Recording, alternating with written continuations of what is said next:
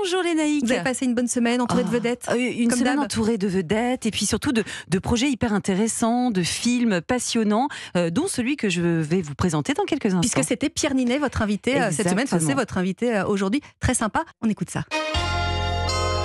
Bonjour Pierre Ninet, merci d'avoir accepté cet entretien pour les incontournables d'Europe 1. Vous êtes à l'affiche du film de Michel Gondry, Le Livre des Solutions, avec notamment Blanche Gardin. Michel Gondry, forcément on le connaît, c'est un super réalisateur, notamment de L'Écume des Jours, d'Eternal Sunshine of the Spotless Mind. Vous dites l'adulé. Qui a fait le premier pas? C'est vous qui l'avez contacté? Ou c'est moi, dans le sens où je lui ai demandé d'être mon parrain à une soirée des Césars il y a plus de 12 ans maintenant. J'étais un tout jeune comédien, j'osais à peine lui proposer de venir me parrainer et il est venu. Et toute la soirée, on a parlé de Jim Carrey, de Kate Winslet, de Jack Black, de musique, des groupes dont il avait fait les clips, de Daft Punk en passant par les Rolling Stones, Kanye West. Donc je buvais du petit lait. Et quand il vous a rappelé pour vous proposer le film, comment vous avez réagi? Ça lui a pris 12 ans quand même. Ouais. Le temps qu'il me fasse confiance. C'est pas ce qu'on appelle un coup de foudre. Non, clairement pas le coup de foudre. Clairement pas le choix, je crois, parce qu'il s'est dit, bon, qui peut faire ce truc? Apparemment, c'est lui. Non, il est revenu vers moi en me disant, bon, t'es mon neveu. On avait gardé un peu le contact à travers des petits mails de temps en temps, un peu rigolo, où je l'appelais toujours parrain et lui toujours filleul. Et il est venu vers moi en me proposant ce film. Ça tombait à un moment de ma vie où c'était assez... Ça faisait écho à plein de trucs pour moi, et puis j'avais envie d'un film exactement comme ça, un peu hors des sentiers battus, à la fois créatif et un peu inattendu. C'était une autre approche créative et super intéressante. J'imagine. Alors dans le film Le Livre des Solutions, vous incarnez Marc qui s'enfuit dans un petit village des Cévennes avec toute son équipe pour finir son film chez sa tante Denise. Sur place, votre personnage est assailli par 1 million d'idées qui lui viennent à l'esprit en même temps. Et pour organiser ces idées, justement, il décide d'écrire Le Livre des Solutions comme un guide de conseils pratiques. Vous l'avez dit, c'est complètement loufoque, décalé, absurde. C'est vraiment ce que vous aimez? Ouais, c'est ce que j'aime, puis c'est surtout ce qu'a vécu Michel Gondry à ce moment-là de sa vie. C'était vraiment une tempête sous un crâne, puisqu'il se réfugie chez sa tante, précisément parce que il veut finir son film, mais dans le dos des financiers, des producteurs et tout ça, parce qu'ils sont plus d'accord avec ce qu'il fait. Oui, donc, tout le monde a lâché. Hein. Ouais, il est en cavale totale. Donc il n'est pas vraiment avec toute son équipe, il est vraiment que avec sa monteuse et son assistante. Et il se retrouve chez sa tante, et là, il pète un plomb. Et en fait, effectivement, il se met à faire un film sur une fourmi, à construire un camion de montage qu'il appelle le camiontage. Et tous ces trucs-là existaient vraiment, parce qu'on est vraiment allé chez Michel, on a vraiment tourné avec les gens du village. Donc c'était assez dingue quoi, de vivre ça. Il paraît qu'il vous a fait fabriquer des objets, c'est ça, Michel Gondry? Oui, il m'a appris quelques trucs. Il m'a appris à dessiner, il m'a appris à faire un petit dessin animé d'animation de manière un peu artisanale à l'époque, en faisant vraiment une photo pour chaque image. Donc de re-raconter effectivement ce côté do-it-yourself, je trouve ça assez cool. Alors vous le disiez tout à l'heure, vous adorez Jim Carrey, Ben Stiller, Ricky Gervais. Vous dites même que vous êtes addict au rire.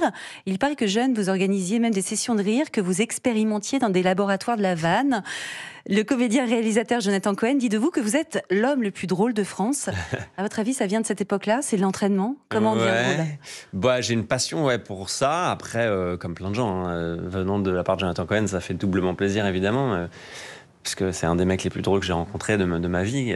Mais j'ai toujours bien aimé effectivement expérimenter le rire et aussi le bide, c'est-à-dire jusqu'où tu vas, quand est-ce que ça devient gênant. Et j'ai toujours aimé faire ça avec un de mes meilleurs potes d'enfance qui s'appelle David. On allait chez lui après les cours au collège et on poussait les conneries le plus loin possible et on voyait ce qui nous éclatait, ce qui nous gênait. Et du coup, oui, pour moi, faire l'émission LOL qui ressort, c'était génial. Je me suis régalé. C'était dur en même temps, mais c'était pas étranger complètement pour moi. Vous étiez sur un territoire que vous connaissiez. Que j'aime bien, en tout cas. J'aime bien faire rire. J'adore rigoler aux vannes des autres et aux conneries des autres. Alors, votre personnage, Marc, ne tient pas en place. Il déborde d'énergie, a du mal à se canaliser.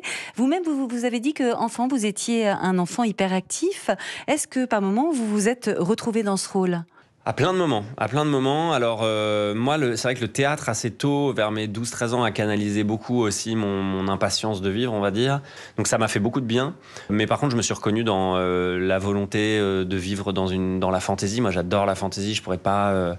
je crois que j'ai beaucoup de mal avec le small talk. J'adore Michel parce qu'on n'a jamais des small talk ensemble. Alors, Michel, small talk, c'est quoi? Small talk, les petites conversations un peu quotidiennes qu'on peut avoir avec les voisins, mais qui sont un peu du lien social. C'est normal, il faut commencer quelque part. Mais c'est vrai que moi, j'ai un peu une hantise du côté...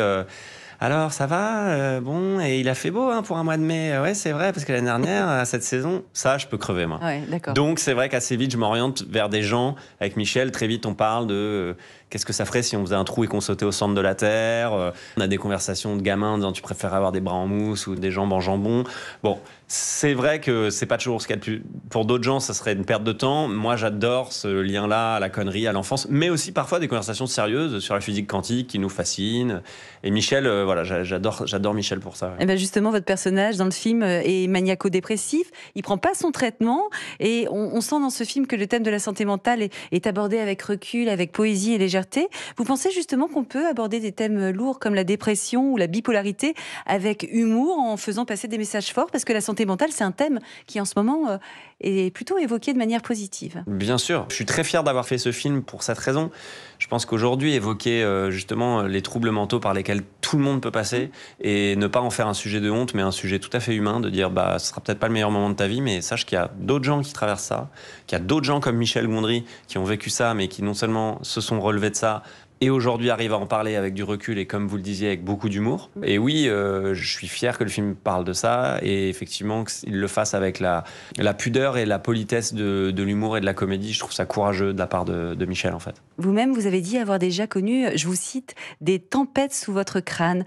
À quelle occasion et comment vous vous en êtes sorti surtout ? À l'occasion de la vie, qui est parfois clémente et puis parfois plus dure. Donc au moment où Michel me propose ce film, ça tombe à un moment de ma vie où c'est quelque chose qui me parle et je trouve que c'est important de faire la lumière là-dessus.